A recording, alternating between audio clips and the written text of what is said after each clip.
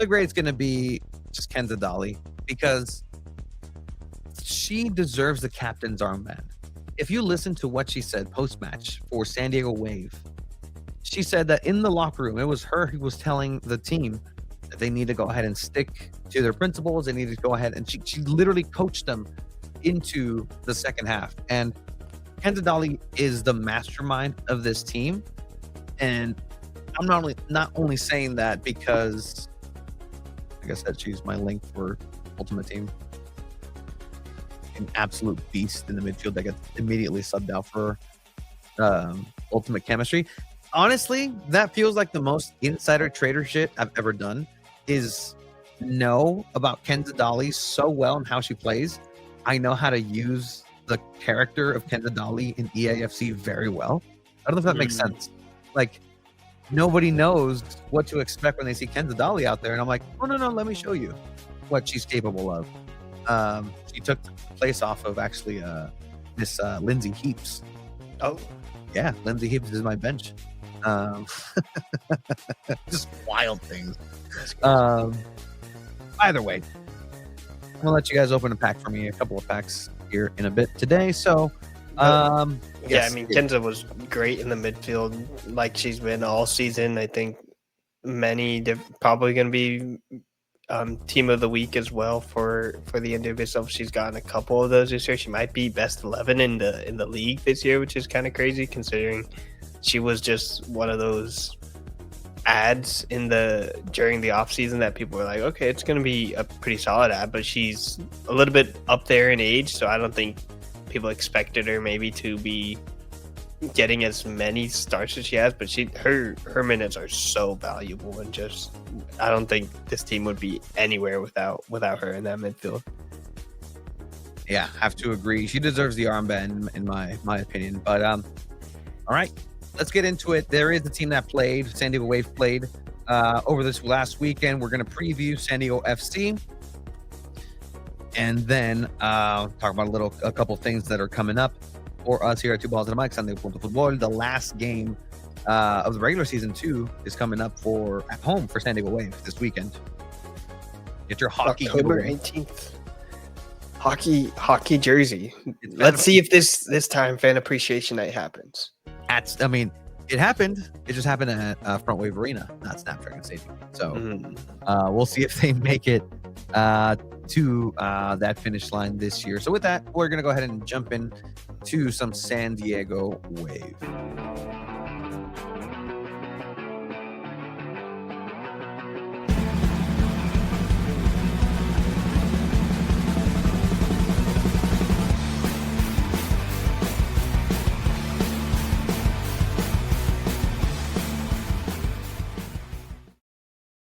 All right, so it's been a rough go for San Diego Wave. And if you're here and you're like, you know what, we're going to start with San Diego Wave, guess what? This is the other tenants that are in Snapdragon Stadium. These are the teams that you should be invested in because they carry the name of San Diego in soccer, and they play in the same stadium. And you would hope that they also respect the surface as much as San Diego State football has been, because, you know, it's held up. But hey, if two teams make it into the championship, into the playoffs, and get that sour taste of the Padres out of your mouth, let that be San Diego Wave and San Diego FC. So there is a team that did play. Seasons and greetings to everybody who's joining here as well. But like I said, San Diego Wave go away to Utah and face them. The team that they've faced the most in the season. I think it was like 400 plus minutes of play between Utah Royals and San Diego Wave combined this season, Abe?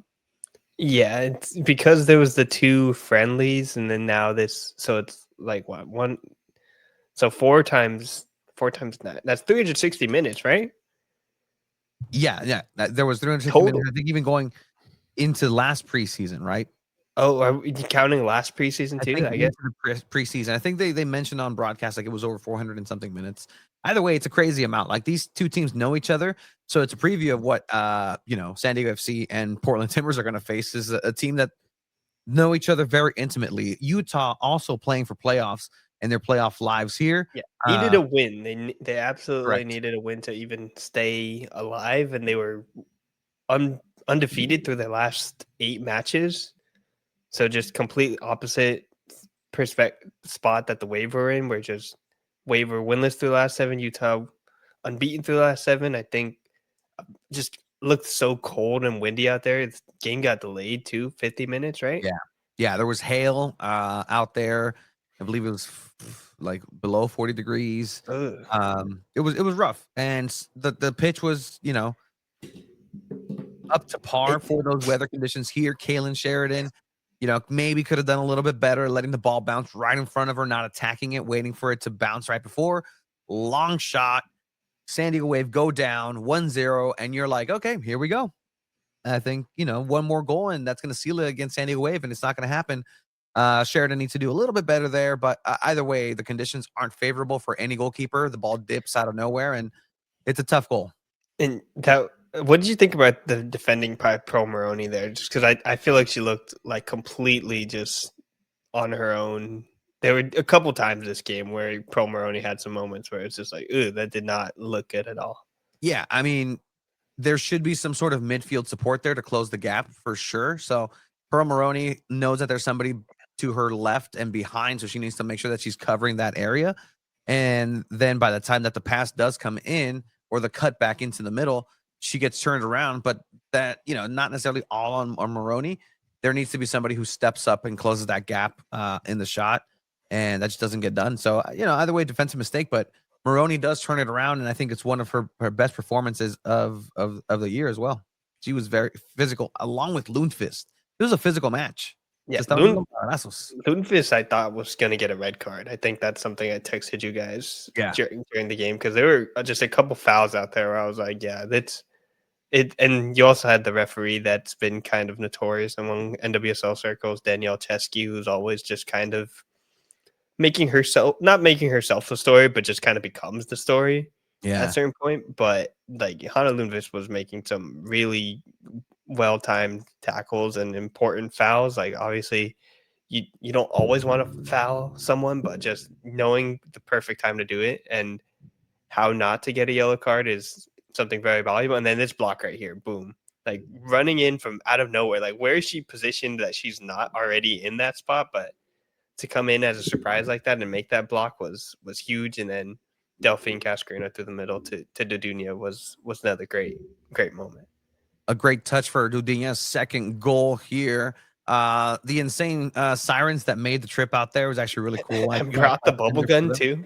Yeah, no, 100%. That you have to. I'm actually surprised that that such a weapon was allowed into the packed stadium capacity crowd there from the Utah Royal fans. But great touch here by Dudinha, extends her own run and gives herself a pass, autopase. And look, this is the best that Cascarino Dudinha combination has looked so far. And if this is the beginning of them getting into form as a team, then that's positive for San Diego Wave moving forward. But obviously Utah still playing for their lives. There are a lot of injuries, or were a lot of injuries for Utah in defense as well, but they were still very resilient. Even eventually when they do go down a second time, they come back and tie it immediately. So overall, it was a match that you saw San Diego Wave have an opportunity to right some wrongs. There's a chance to get a point away, but there's a chance that maybe if you win this, you can, say that you turn that corner. Yes, Wave legend Kaylee Real, 100%. Dudinha look better each week. It's good to see. 100%. She's developing into her own.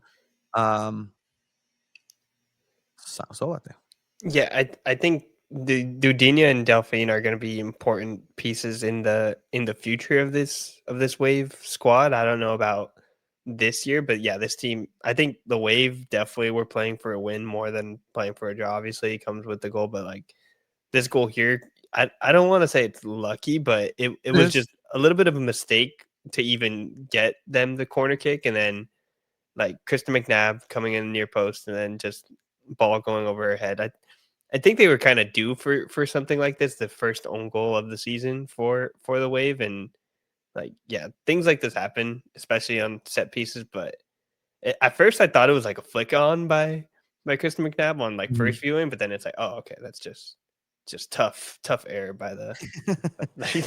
Yeah. I mean, you see, it's a. You know when the goalkeeper makes like the face like, ugh, you're just like, oh, you feel.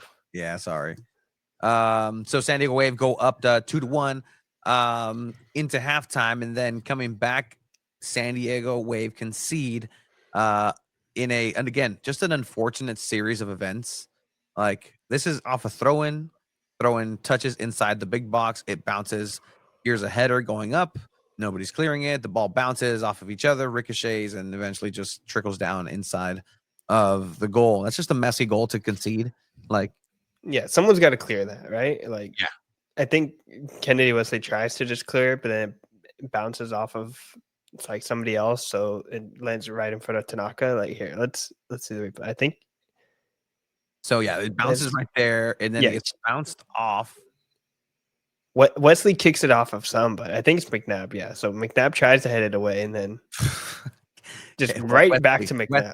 Yeah, wrong way, and yeah, it turns into a good pass, and credit as soon as there's an opportunity, it's just an immediate ball. Oh yeah, volley. So taking the shot, taking the chance, a la Honors Dryer, and yeah, Kalen is just like, oh my god, here we go again. Like that's a great zoom in.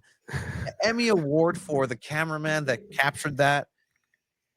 Zooming into Sheridan's face, just right here. Bam. Don't worry, Kalen. It's okay. You're the captain, but your team is gonna get captained by one impressive, impeccably amazing midfielder for San Diego Wave. But Cascarino did look a little bit better. She did look like she had a little bit more space to work in this match, which is good to see. It's very positive for her. But then Kelly comes in. Dali, that's gonna hang in the air and go in. Poor goalkeeping. Very intentional. She said it was intentional. I believe Kenza Dali. I choose to believe her words. I think I would look at that little head nod to the side. Like, I don't know if that tells you, like, I told you. Watch. She comes over. Who is she gonna look at? She looks over to the left to Maroney. Yep. Oh, see, there it is, right there. Like I told you. I think that's probably where it was. Like, see, I told you. Yeah, so she probably did tell Pro Maroney before the match, like, I'm gonna go for this. Which also no one's ever on the far post when they are sending in these crosses, which has been an issue for the Wave. So I do tend to believe that it's a shot. Yeah, no need. Yeah, why just adjust the cross a little bit into goal, and this is gonna happen. Like, sure, you get yourself a goal that does end up being the game winner. San Diego Wave move forward. There was also a shout for a penalty a little bit later. I don't know if you saw that, Abe. Yeah, immediately. Yeah, she immediately calls for it, but then definitely not a penalty though. Dudinha going down, not getting a yellow card for simulation after. This goes to VAR. It's decided no penalty. Correctly decided no penalty. That was one of the quickest VAR. Yeah, it was so efficient. I loved it actually. Yeah, it was so fast, and just what I didn't like though was like the referee the whole time she was running to the VAR, she was like looking back, trying to like get into a fight with somebody for something. Like why was she looking back? Like and there have been some SDFC games where all the players are just standing behind the VAR. But like this referee's like looking back, trying to like be a little bit antagonistic for some reason, and still trying to like talk to the players. But yeah, just to hold on and keep this 3-2 result, I think is a big deal for SD Wave defensively, just because I don't think they've been able to do that. That's something that Craig was rightfully pointing out last week. Just all these like last minute stoppage time goals have been just such an issue, but defense calmed everything down, still was playing pretty offensive soccer as well. There was maybe a chance for a fourth goal. I don't know if you thought there was going to be a fourth goal, but like it's about time the Wave won a game. Yeah. After 7 rough results. no person more relieved than Jonas Eidevall to get that victory. Interesting too. Before this matchup, it was announced that his assistant, Oh yes, Jack Jensen. Jack Jensen, was let go by San Diego Wave, and just kind of to give a little bit of context. Well, I don't know what necessarily complete context is given by the following, but just sources point to Jack Jensen being very close to Jonas Eidevall, and so much so that one of the biggest kind of connections that Jonas Eidevall has to coaching is Jack Jensen. So it's interesting to have seen him go. So I'm not sure if that's a Cammy decision, just Camille Ashton come you know what, either it's him or you next time, or somebody has to go, but something has to change, or I don't know what that was, but at the end of the day, it does lead into a San Diego Wave result. Yeah, it definitely looked like. Well, there is that thing with whenever a coach gets fired, usually the team ends up winning because they want to rally around like that coach, or just themselves for feeling guilty, kind of for getting a coach fired, maybe. But I think he was definitely a Jonas Eidevall decision. Like, he was brought on. That was Jonas Eidevall wanting to bring one of his guys to the coaching staff when he joined the Wave. He's, I think, coached in Denmark, coached in Sweden as well. So those ties are there. And Becky Tweed definitely didn't seem like a Jonas Eidevall hire when we kind of asked about Becky Tweed with him. I think he kind of mentioned like she has knowledge of the league and understands with what it's all about, just because of her time with Angel City. And I kind of thought of her as like a potential like coach in waiting if things went poorly. But and also like the players have spoken highly of Becky Tweed too. Like, I don't know if you remember, like Melanie Valsenas and Kimi Escanio have both like brought up Becky Tweed and things they've said to her. So it's interesting how the coaching staff is kind of formed, and like, does anyone step into that role? Like, we could see that. Maybe we should take a closer look next match on the sideline to see who's kind of sitting right there next to him, see if they brought somebody else in. But I guess it was probably needed. Like, what it seems like an assistant coach is probably most like known for doing, not even just like lineup decisions, but like set pieces and things of that nature. Yeah, I mean, set pieces, some depending what the coach's specialty is, right? Like, there's some assistant coaches that are just like a sounding board of like, hey, what about this person? What about this person? There are those assistant coaches who are a little bit more hands-on, or in a philosophical standpoint too. It's like, hey, what does this game call for? And you kind of need that person to bounce back. Maybe it's somebody who you have in training that is specialized in drills, or specializes in different sort of development and certain play styles. So there's different roles. So I kind of going with Philippe's kind of question here, like, what is his role? It could be a lot of everything. It could be anything down to like, that's his pal. That's his trusty soccer companion. And just like you have a 1-2 punch, wherever he goes, this other person kind of goes with him, and it's part of your coaching staff. But we'll see what the long-term results of this is going to be. Whether Jonas does better, team does better. Is there anything truly be gained by adding right now? I mean, clearly it seems like by subtracting at least one result in, by subtracting an assistant coach, you get 3 goals and a win.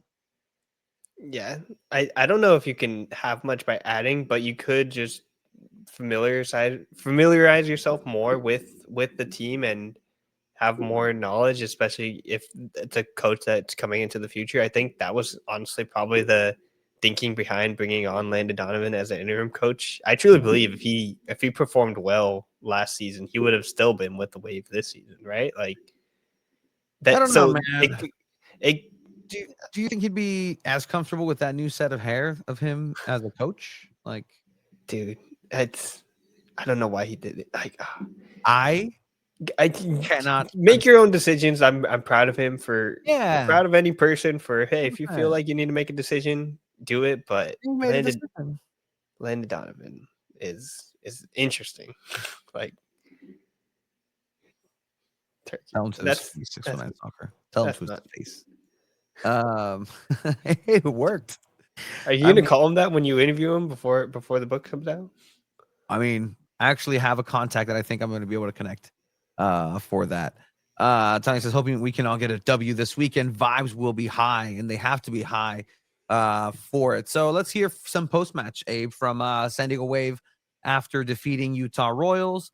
Hannah Lundqvist and Kaylin Sheridan, along with Jonas Eidevall here in the post-match. Thank you. And what it took for this team to not only maintain the result, but be able to come back twice in this match. No, a super strong performance. Obviously, it's not easy thing to do with the weather delay, and then going back a goal. So I'm really proud of the team for the mentality we had today and getting back from that. Sorry, I'm late, guys. You can answer that. Do you want Kaylin to answer that same one, Tony? Yeah, probably. Yeah, just wanted to just talk about the tough nature of the game today and the result, and being able to hold on to and not only hold on to a lead, but be able to come back after a match like this. Yeah, it was massive. I heard him touch on some of the things that were going against us at first, just going down a goal. The weather was wild, the delays, as just a bunch of negativity that you can't control. And I think I'm just really proud of how the team responded. We were all really intentional about our communication and how we were staying dialed in together. And I think that was massive in the last like 15 minutes. I think that's the real difference maker for us. And then there's awkward quiet. I'm going to unmute myself. Sorry. Another one, Tony? Kelly. Yeah, and at the end of the game, the entire team goes to the corner to the supporters. What does it mean for you as a team in the locker room to be able to see that support and to be able to potentially carry this now into playoffs after a performance like this? Yeah, I mean, it's massive. Whenever we see our fans in the stands, like on away games especially, it's such an incredible reminder of what we're doing and why we're doing it and who we're fighting for and with. And it just means the world to us that they travel for us. They're there to be loud. They're some of the loudest ones in the stands. I could hear them throughout the game, just really trying to push us and help us get there. And ultimately, like, there's a point in every game on the road where we didn't get to do it today, but in the national anthem, they yell the word wave together like we do at home. And it's one of the most like powerful things I've ever felt, especially when you're on the road and obviously everything's already against you, but knowing that there's people there for you and with you in sometimes hostile environments is just the most incredible feeling. So we can't thank them enough for everything that they do. Thank you. Safe travels. I rudely cut off Hannah Lundqvist. She was going to answer, but she was like, "Oh, sorry, it was long-winded." But yeah, Abe. Yeah, that's a cool response. Just something that we've noticed during the thing. I feel like it's not, people don't really like, it's definitely done at Snapdragon Stadium, but it's a lot like of people just like cheering more than just saying wave. Mm-hmm. I think because I think all the sirens definitely do the wave, but then a lot of people think it's like the cheer for the anthem itself. But it is a really cool thing. I love when like fan bases have something special during the national anthem. I know Baltimore, whenever they say "oh" in the anthem, they go like "oh," say "can you see," and like just having that little thing is just makes something that's usually a pretty boring part of sporting event and just kind of propaganda to make it a little bit cooler, especially like. And she said they didn't do it during this game. No, But it's because of weather delay. So wow, at America First Field, they didn't sing the national anthem. Is that right? Wow. Yeah, well, America's second to weather this last weekend. Let's hear what Jonas Eidevall had to say after the performance. That again, about what were the difference, Jonas, and in the performance this time and last time out. I think the weather was definitely a little bit different tonight than it was last weekend.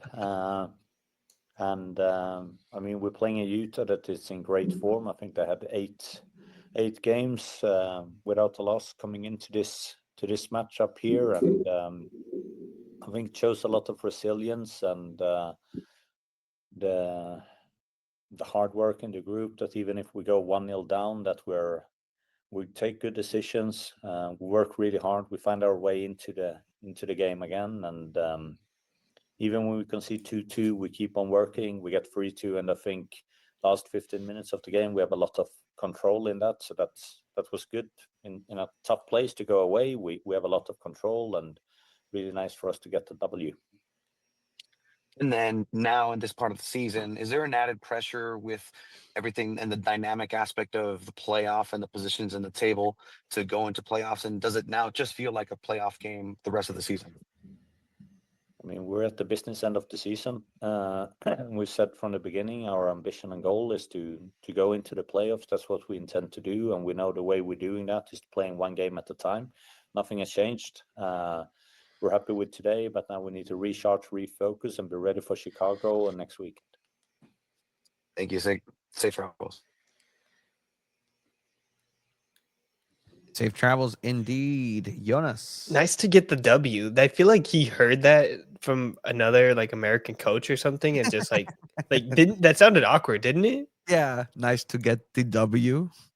Like Like, got a maybe question? like some of the W? players were saying that or something. Like, oh, we Watch needed a dub. Jameis Winston's famous "We Eat W's" pre-match, Yeah, pregame. like that sounded so like he's never said anything like that in these prep. So I can only just like presume that he like heard that from somebody, kind of like Hey, maybe that was Jack's influence, and Jack didn't let him be cool and hip with the players, and he was like, "No, that's nonsense." Like, nah, we eat W's here. but yeah, definitely he went on to like shout out Lorena Frazier and just kind of I asked him about He did play Dudenis, that. but we don't have to show it, but I tried to get him to answer a question about Savannah McCaskill a little bit, just through a little bit. I don't know if if you caught that during the press conference of like he specifically highlighted like, yeah, Lorena Frazier's doing really well right now. And then I said, okay, how important is she going to be to like depth? Because Yeah, you know who was in like Lorena Frazier's spot? It was Savannah McCaskill, and like Frazier had a good game, but it's still McCaskill's position. yeah, like it. I think the team definitely looks better with McCaskill out there still, but he kind of just said like, oh yeah, she's definitely really important. So I think it kind of just, without explicitly saying, says that the team's going to be without McCaskill for the foreseeable future. Yeah, and so I mean that's kind of the way they have to operate now, and it's good that they have a player like Phaser out there. It's Phaser, right? Yeah, I said Frazier. I said Frazier a couple times. That was on accident. Like, I'm a little sick right now. Tony got me sick last week. No, I did not. Okay, there's different things and variants going out. All right, so we have is Savannah McCaskill practicing at all? I assume that she isn't. As in the season-ending injury list, there's a chance she comes back. I would say that the chance she comes back, depending on the extent of playoffs, and coming back also means that doesn't necessarily mean she can play a full 90. She can play 25 minutes. She can play for 25 minutes, so she's still available.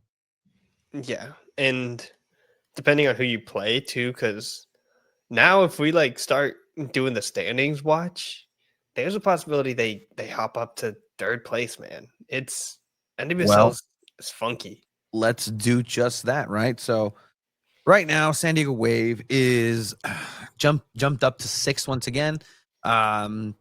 So they play Chicago and Kansas City. Chicago and Kansas City. So Kansas City is going to be tough. Maybe they rest some players. Chicago is a game that you should win. Chicago, let me show you Chicago. So like, if you don't win this game, okay, maybe if you tie this game or whatever. If you lose this game, you don't deserve to be in playoffs. If you lose this upcoming game against Chicago, San Diego Wave does not deserve a spot in playoffs. I mean, they deserve a spot, but maybe they deserve a lower spot, and they have to play one of the top, either Kansas City or Washington, who are like absolutely far and away way better than everyone else. And then at that point, we're just wasting our time. Like, what are we doing? The league decided to have 8 teams in the playoffs. I'm pretty. I don't want to say anti-expanded playoffs, but 8. That's more than half the league is in the playoffs. 609 Soccer on saying on commentary, they said Casey's coach said that they're taking SD games as a playoff appetizer. There you go. That's what the top dog team thinks about your team. You're nothing but an appetizer, San Diego Wave. Let that sink. Nothing but a morsel of flavor before the main course of actual playoffs. Yeah. And so technically on Friday they could clinch their spot in the playoffs because North Carolina plays on Friday and they need a win. Mm-hmm. So it's gonna be weird. One, like if North Carolina does win, then you just need a winner or draw to like officially clinch a playoff spot. But like there's a real possibility too that let's say Wave win, and then Reign, Gotham, and Orlando can all technically lose this weekend. And that would jump them up into third, you said. Yeah. Like I still don't really expect them to host a playoff game, but it's still a real possibility. Like Orlando have some midweek matches. I think Gotham still is doing they're in Champions Cup. I think that's done though for the rest of the season. But like Gotham plays Racing Louisville, so that's not the easiest match either. Mm-hmm. It's still going to be some funky things happening in the next 2 weeks. Interesting stuff happening in our little race here too. Abe, you are clear from surfing, I believe. Oh, I am. Because you got a win this last game, saying SanDiego would win. I said a tie, which was, still very hopeful. But yeah, so we'll have to decide. It's going to be a win against Chicago Red Stars, right? I'm predicting a win. Yeah, it's you really need to have something there.